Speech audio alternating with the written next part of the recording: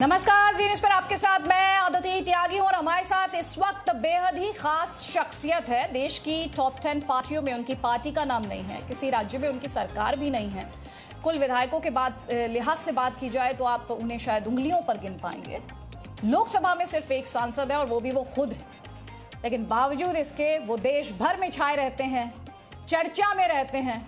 आप उन्हें one man show कह लीजिए, सिंगल मैन आर्मी कह लीजिए, बड़े बड़े सियासी लोग उन्हें इग्नोर नहीं कर पाते हैं, उन पर रिएक्ट करते हैं। आप समझ गए होंगे हम बात कर रहे हैं असदुद्दीन ओवैसी की, जिनका नाम ही काफी है। बहुत बहुत शुक्रिया ओवैसी साहब, जी न्यूज़ के लिए आपने वक्त निकाला है।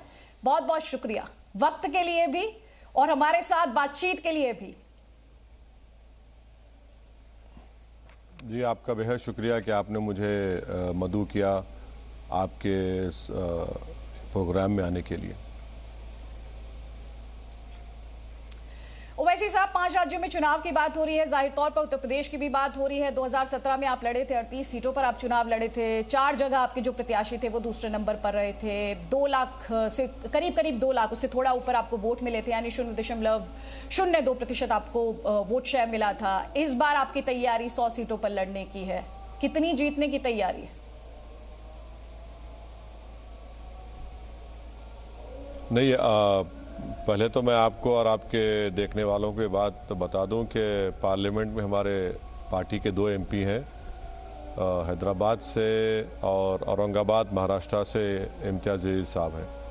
जहां तक उत्तर प्रदेश के विधानसभा के चुनाव की तैयारी है, तो उस सिलसिले में आपको बताना चाहूँगा कि पिछले 5 साल से हमारी पार्टी के जिम्मेदार लोग, संगठन के लोग बड़ी मेहनत किए हैं और उसका नतीजा हमने देखा। जो म्यूनसिपल कॉरपोरेशन के इलेक्शन हुए, ज़िला परिषद के चुनाव हुए, उसमें हमारा परफॉर्मेंस अच्छा रहा।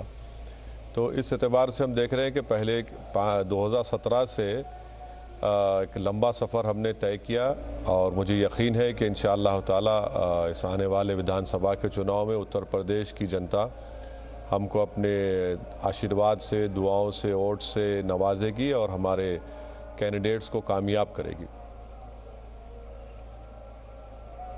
लेकिन इस बार उत्तर प्रदेश में लड़ाई आप किन किन के बीच देख रहे हैं और इस लड़ाई में आप कहां हैं? देखिए, जब आप चुनाव लड़ते हैं तो कोई भी पार्टी किसी को अपने आप को हराने को या किसी को जिताने के इलेक्शन नहीं लड़ती, वो जीतने के इलेक्शन लड़ती है। तब जाहिर है जब हम चुनाव लड़ेंगे तो जो कोई भी हमारे मद्दे मुकाबिल होगा वो हमारा अपोनेंट होगा और हमारी कोशिश ये होगी कि हमारे कैंडिडेट्स की, हमारे उम्मीदवार की कामयाबी हो। तो अब ये पिक एंड चूज़ तो नहीं कर सकते आप अपने अपोनेंट को, तो कॉन्स्टिट्यूंसी वाइज मुकाबला होगा और हम पूरी कोशिश करेंगे, मेहनत करेंगे और ख़ास तौर से मुझे यकीन है कि हमारे संगठन के लोग जो ज़मीन पर आज भी मैं जो आपसे बात कर रहा हूँ काफ़ी मेहनत कर रहे हैं, इसका नतीजा ज़रूर निकलेगा।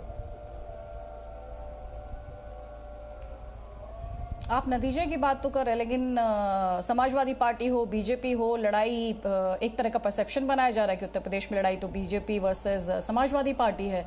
आप इस परसेप्शन पर क्या कहेंगे फिर? नहीं, मैं इसको नहीं मानता हूं और आप देखेंगे कि जैसा जैसा पहले फेज़ की पोलिंग करीब आएगी, दूसरे पार्टीज़ के कैंडिडेट्स का, उनके उम्मीदवारों का जब नाम की लिस्ट का ऐलान हो चुका है, ये जो फॉल्स परसेप्शन जो बन रहा था वो ख़त्म हो जाएगा। कैसा नहीं है कि सिर्फ 2 पार्टी में मुकाबला होगा, कैंडिडेट्स हैं, पार्टी की उनकी एक अहमियत होती है, पार्टी है उसकी एक इम्पोर्टेंस होती है। तो मुझे यकीन है कि ये जो बताया जा रहा है वो गलत साबित होगा, क्योंकि कैंडिडेट्स की जैसे जैसे लिस्ट आती जाएगी आप देखते जाएंगे कि माहौल और बदलते जाएगा। जब आप ये कह रहे हैं कि फॉल्स परसेप्शन है ओवैसी साहब, तो जाहिर तौर पर आपके इस मामले में और भी इंसाइट्स होंगे। तो ये लड़ाई कितनी, ये आपके हिसाब से 2 पक्षों के बीच है, ये 3 पक्षों के बीच लड़ाई है, ये कितनी कोणीय लड़ाई है आपके हिसाब से? नहीं, मैंने तो आपके अभी सवाल के जवाब में कहा कि जितने कैंडिडेट्स पार्टी के उस विधानसभा में होंगे वो सब मुकाबला करेंगे और उन सब की एक अहमियत है। तो ये बोलना कि नहीं सिर्फ ये पार्टी रहेगी वो पार्टी रहेगी, ये बिल्कुल मैं समझता हूँ कि इस तरह की बात करने से हम लोग उस विधानसभा के वोटर्स को काबिल नहीं समझ रहे हैं और उनको समझ रहे हैं कि वो बेवकूफ़ हैं। बल्कि मैं ये समझता हूँ कि वोटर अपना वोट डालने से पहले बड़ी सोच समझकर अपने वोट का इस्तेमाल करता है और वो इस तमाम चीज़ों को देखता है, पार्टी को, कैंडिडेट्स को, उसके ऊपर अपने वोट का इस्तेमाल करता है। तो मुझे यकीन है कि एक अच्छा फैसला वो करेंगे। इस चुनाव में हिंदुत्व आपके लिहाज से कितना बड़ा मुद्दा है? इस पर पड़ेगा वोट?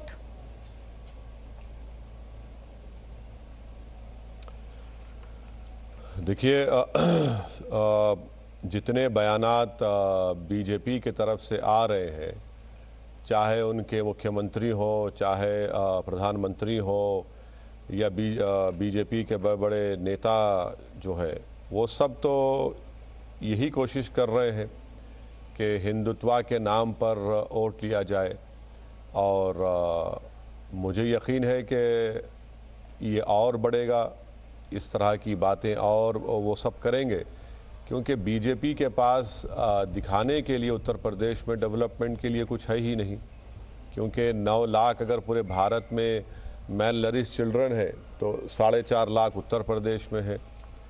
रोज़गार का वादा 70 लाख का किया था अपने इलेक्शन मैनिफेस्टो में 2017 में और सिर्फ 6 लाख देते हैं। बल्कि असेंबली में इनके मिनिस्टर ने फरवरी 2020 को कहा था कि 33 लाख बेरोज़गार नौजवानों के नाम अनएम्प्लॉयमेंट रजिस्टर में है। सबसे ज़्यादा कोविड सेकेंड वेव में पूरे मुल्क में अगर कहीं पर लोगों की मौत हुई, मृत्यु हुई तो उत्तर प्रदेश में हुई है। तो ऐसे बहुत से गवर्नेंस के इश्यूज़ हैं। प्राइस राइज एक बहुत बड़ा इशू है जो बदबख्ती से टीवी चैनल्स पर जिक्र नहीं होता। इन्फ्लेशन है, बेरोज़गारी है, पेट्रोल डीजल की कीमतें हैं। ये रोज़मर्रा की चीज़ें जो है ना, ये जो वोटर क्लास को बड़ा मुतासर कर रही है और यही मुझे लगता है कि बीजेपी के लिए एक बहुत बड़ा सवालिया निशान बनेगा इस चुनाव में। जो बीजेपी इसको ओवरकम करने के लिए इस तरह की ज़बान और इस तरह के भाषा या कहिए कि अपने आइडियोलॉजी का जिक्र कर रही है, अपने काम का जिक्र ज़्यादा नहीं कर रही है। कुछ दिन पहले योगी आदित्यनाथ, उत्तर प्रदेश के मुख्यमंत्री, उनका स्टेटमेंट आया, उन्होंने कहा ये लड़ाई है 80 वर्सेस 20। आप क्या कहेंगे इस स्टेटमेंट पर? ये 20 कौन है? नहीं, ये तो योगी आदित्यनाथ से पूछना चाहिए कि 20% कौन है और वो ये बता दें कि वो किस 20% की बात कर रहे हैं। क्या वो 20% इस भारत के नागरिक है या नहीं है? क्या जब उन्होंने अंबेडकर के बनाए हुए संविधान पर शपथ ली तो क्या वो सबके मुख्यमंत्री थे, है या नहीं है, या वो सिर्फ उन्हीं के मुख्यमंत्री हैं जो उनकी आइडियोलॉजी को मानते हैं? तो हम तो चाहते हैं कि वो खुल के बोले कि वो 20% क्या है, 80% क्या है।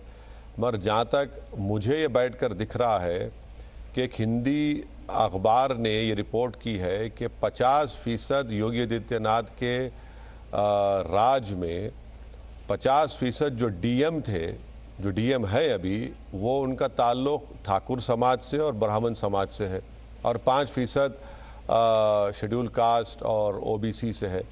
तो वो बता दें फिर ये क्या चक्कर है। तो उन्होंने तो जो सरकार चलाई है जातिवाद के नाम पर चलाई है और इनके पास दिखाने को कुछ है ही नहीं। तो इसीलिए ये इस तरह की भाषा इस्तेमाल कर रहे हैं, 80%, 20%।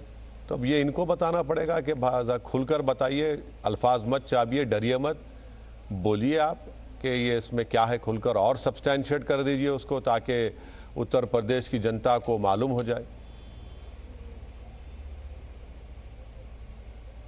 आप खुद एक वरिष्ठ नेता हैं। जब योगी आदित्यनाथ ये कहते हैं कि ये चुनाव 80 वर्सेस 20 है, आपके हिसाब से और एक ओपोनेंट के लिहाज से भी ये समीकरण है या फिर ध्रुवीकरण है? फिर से सवाल दोहराइए मैडम, आपकी आवाज मिस हो रही है, जरा फिर से सवाल दोहराइए।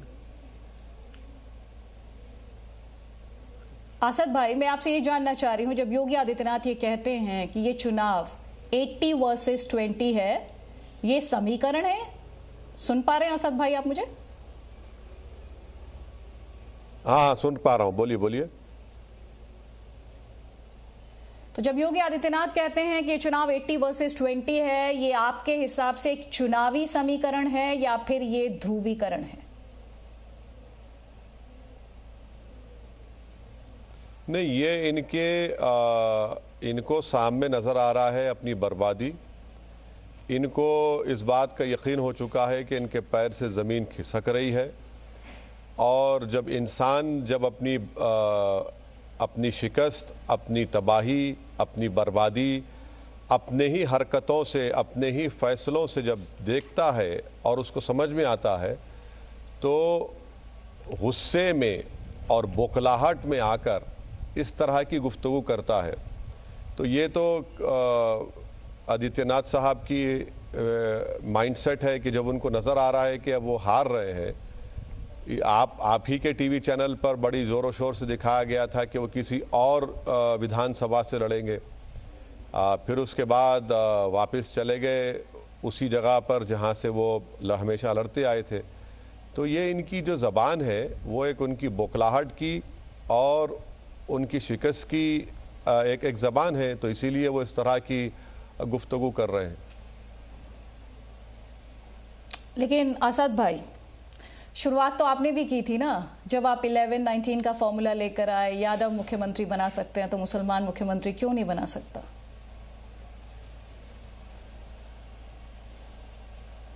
हाँ, बिल्कुल बात आपकी सही है। हमने ये कहा कि जब आप सामाजिक न्याय की आप बात करते हैं, समाजवादी पार्टी के लोग, जब आप बैकवर्ड क्लासेस की बात करते हैं, तो हम ये पूछना चाह रहे हैं कि अगर आपको उत्तर प्रदेश की जनता मौका देती है, या आपको पहले भी दिया, आपने 19% जिसका आप MY का दावा आप करते हैं, मैं नहीं करता हूं, वो दावा करते हैं MY का, तो आपने क्या किया फिर उनको पॉलिटिकल एम्पावरमेंट करने के लिए? ये बात बिल्कुल, ये तो जब आप सामाजिक न्याय आए दिन पुकार कर कह रहे हैं आप, और पुकार रहे हैं, आप लड़ रहे हैं, चीखे मार रहे हैं, तो भाई उसका प्रैक्टिकलिटी में उसका अमलावरी कहाँ हो रही है, उसकी इम्प्लीमेंटेशन कहाँ पर हो रहा है, बताइए ना। तो ये बिल्कुल हमारा सवाल जायज़ है और हम ये सवाल करेंगे, उनसे पूछेंगे, सबसे पूछेंगे। तो इसमें तो कोई ध्रुवीकरण या फिर वो तो नहीं है।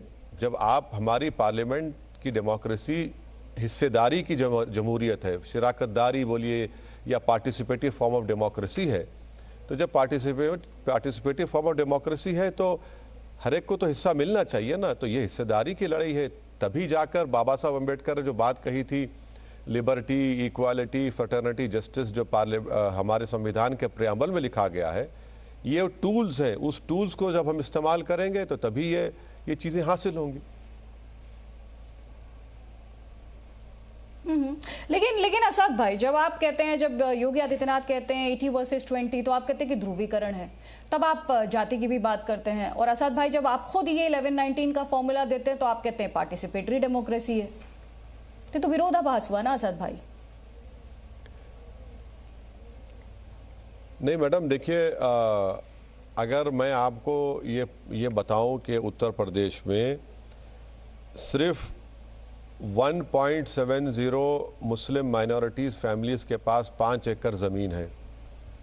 अगर मैं आपको ये कहूँ कि उत्तर प्रदेश के गवर्नमेंट एम्प्लॉयमेंट में मुसलमान माइनॉरिटी का रिप्रेजेंटेशन सिर्फ 5% है। अगर मैं आपसे कहूँ मैडम कि उत्तर प्रदेश में सिर्फ 4% मुसलमान बच्चे ग्रेजुएट होते हैं, 1% PG होते हैं, और हाईएस्ट ड्रॉप आउट रेट मुसलमानों का है। अगर मैं आपसे ये कहूँ मैडम कि मंथली एक्सपेंडिचर उत्तर प्रदेश के मुसलमानों का भारत के मंथली एक्सपेंडिचर में वो 988 रुपये है, यहाँ पर खाली 750 रुपये है। सबसे ज़्यादा अनएम्प्लॉयमेंट अगर किसी में है, ये डेटा दे रहा हूँ आपको, 5.9 मुस्लिम माइनॉरिटीज़ में हैं। तो ये क्या बताता है मैडम, बताइए ना मुझे आप, ये क्या बताता है आपको? ये बताता है ना कि आपने तो भारत के संविधान पर शपथ ली, ओथ लिया कि भेदभाव नहीं करेंगे आप, और ये भेदभाव हुआ है। किसने किया है? समाजवादी की सरकार रही है, बीजेपी की भी मौजूदा सरकार है। तो फिर आपने क्या किया बताइए? अगर मैं ये जो डेटा के फिगर्स दे रहा हूं वो झूठ है तो आप आ जाइए, हम आपको सच्चाई दिखा देते हैं, आपको पूरा दे देते हैं इन लोगों को जो अगर डिनाई करेंगे। तो यही तो मेरा बुनियादी सवाल है भाई, हिस्सेदारी की लड़ाई है। जब अच्छा, और एक एग्जांपल देता हूं आपके सवाल के लिए। आज हम देखते हैं कि बीजेपी से कई मिनिस्टर्स जो है वो 4.5 साल मिनिस्टर है और कहा कि इंसाफ नहीं हुआ है, सामाजिक न्याय नहीं हुआ है। अब आप मुझे बताइए, जो सरकार में बैठे हैं, 4.5 साल मंत्री रहे हैं, वो कह रहे हैं कि सामाजिक न्याय नहीं हुआ है। आपने अपने शुरुआत के प्रोग्राम में कहा कि असदुद्दीन ओवैसी की पार्टी सत्ता में कहीं पर कोई रियासत में नहीं है, और आप ये भी जानते हैं कि मुस्लिम माइनॉरिटीज का पोजीशन क्या है। जब एक समाज के मिनिस्टर हैं, 2-3 मिनिस्टर रिजाइन करते हैं कि इंसाफ नहीं हुआ, आप उनको सामने रखकर आप उत्तर प्रदेश के मुस्लिम माइनॉरिटीज को देख लीजिए। मिनिस्टर हैं, वो समाज की नुमाइंदगी कर रहे थे बीजेपी की सरकार में। अब जिनके पास, जिनको कभी हिस्सेदारी दी नहीं गई है, वो क्या बोलेंगे मैडम बताइए आप? जो 4.5 साल मिनिस्टर रहे हैं, जो 25 साल के एमएलए हैं, जो एमपी थे 2009 में, जो एमएलए हैं 3 मर्तबा के अपने समाज के, वो आज शिकायत कर रहे हैं। तो फिर वो समाज जिसको उन्होंने मिनिस्टर बनाया अपने नेता को, और वो समाज जिसका कोई वजूद ही नहीं है उत्तर प्रदेश के पॉलिटिकल शेयर में, पावर में, हिस्सेदारी में, तो आप फैसला कर लीजिए मैडम। आप तो बड़ी काबिल हैं, मैं आपकी काबिलियत को मानता हूं। मैं आपको सिर्फ एक एग्जाम्पल देने के लिए समझा रहा हूं, आपके देखने वालों को भी ये एग्जाम्पल दे रहा हूं इसका, ताकि वो समझे हमारी लड़ाई क्या है। ठीक है, आप ये कहना चाह रहे हैं असद भाई कि डेलिब्रेटली डिस्क्रिमिनेशन हुआ है? यकीनन देखिए, जो मैं आपके सामने डेटा रखा हूं ना मैडम, ये डेलिब्रेट डिस्क्रिमिनेशन की एक मिसाल है। ये एक मिसाल है। ये अगर मैं आपको ये आगे बढ़कर भी कह रहा हूं कि जहां जहां उत्तर प्रदेश में मुस्लिम माइनॉरिटी के इलाके हैं, वहां पर आप कम बैंक्स देखेंगे, कम एटीएम्स देखेंगे। ये भी डेटा है, इसको कोई डिनाई नहीं कर सकता है। और मैं आपको ये भी बता रहा हूं कि प्रधानमंत्री ग्रामीण आवास योजना में, उत्तर प्रदेश में जो प्रधानमंत्री ग्रामीण आवास योजना में जो घर दिए गए, मैं चैलेंज कर रहा हूं भाई, भारत सरकार ने उत्तर प्रदेश में कितने मुस्लिम माइनॉरिटीज को दिया? आप बता दीजिए, क्योंकि आप कह रहे हैं कि भाई सबका साथ, सबका विकास, सबका विश्वास। चलिए ठीक है, आप बताइए ना, जनता को बता दीजिए कि आपके पास तो पूरा डेटा है। मैंने आरटीआई एप्लीकेशन डाला, और उस आरटीआई का अगर जवाब मैं सामने रखूंगा तो ये लोग तो चुल्लू पर पानी में डूब मरना पड़ेगा बीजेपी वालों को। तो ये एक सिस्टमिक डिस्क्रिमिनेशन है। अब होता क्या है कि अगर जो बीजेपी से निकलता है वो समाजवादी में या किसी और secular, so called secular party में चला जाता है, तो वो दूध का धुला हो जाता है। और अगर कोई क्रिमिनल बीजेपी ज्वाइन करता है तो वो लोकप्रिय नेता बन जाता है। यानी अब हमको सेकुलरिज्म का सर्टिफिकेट इन पार्टी से लेना पड़ेगा और हमारी सफाई का सर्टिफिकेट बीजेपी से लेना पड़ेगा। तो आप यही तो माहौल बना के रख दिया। बल्कि इस चुनाव में हमने चुनाव से पहले हमने यह भी देखा कि एक 10 साल का एमएलए था अलीगढ़ का जमीरुल्लाह को, उसको तो डाइस से ढकेल दिया गया, और वो बेचारा अब तो उसको टिकट भी नहीं मिला उस मौसूफ को, गरीब को। तो ये डिस्क्रिमिनेशन है हर जगह पर। ठीक, और यही तो हम कह रहे हैं कि जब, ठीक है, आप कह रहे हैं डिस्क्रिमिनेशन, जो बीजेपी से जो मंत्री रिजाइन कर रहे हैं, जी आप कह रहे हैं डिस्क्रिमिनेशन है। बीजेपी कह रही है, बीजेपी अयोध्या की बात कर रही है, भव्य राम मंदिर की बात कर रही है, हिंदुत्व की बात कर रही है।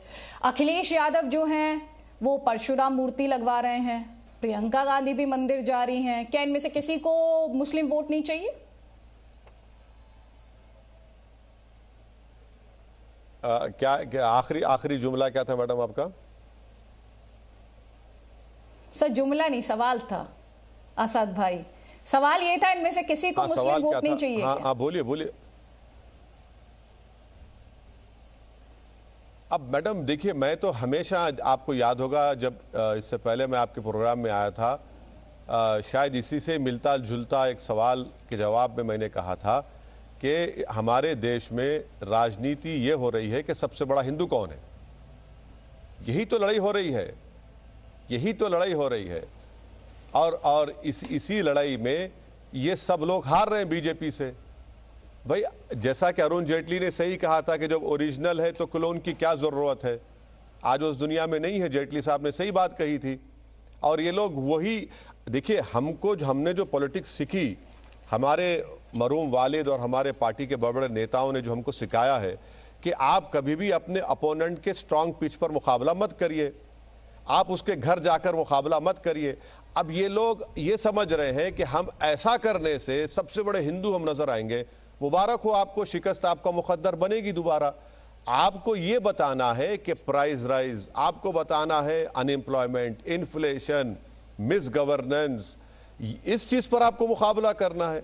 अगर आप अपोनेंट के स्ट्रांग पॉइंट पर मुकाबला करेंगे, करिए, हमको इतराज नहीं है, मगर याद रखिए आप मेजॉरिटेरियन कम्युनलिज्म में कमी नहीं पैदा कर रहे हैं, बल्कि आप उसमें और इजाफा कर रहे हैं, और इजाफा कर रहे हैं आप लोग। लेकिन सर आप भी तो स्पेक्ट्रम का दूसरा एस्पेक्ट है ना, आप इसे तो डिनाई नहीं कर सकते। जब आप कहते हैं कि मुसलमानों को सिर्फ दरी बिछाने वाला बनाकर रख दिया है, जब आप ये कहते हैं कि मुसलमानों को सिर्फ बैंड बाजे वाला बनाकर रख दिया है, कहते हैं ना आप, ये हकीकत है मैडम। मैडम ये हकीकत बयान कर रहा हूं ना मैं। देखिए मैं हकीकत बयान कर रहा हूं आपसे। ये इनके डिस्क्रिमिनेशन और उनको दबाकर रखने की मिसालें मैं दे रहा हूं आपको। ये हकीकत है, इसमें कोई डिनाई नहीं कर सकता ना, इसको कोई डिनाई नहीं कर सकता। आप बताइए क्या आपने नहीं किया? क्या आपने सिर्फ मुस्लिम वोट को इस्तेमाल नहीं किया? क्या आपने मुसलमानों को डराकर वोट हासिल नहीं किया आपने?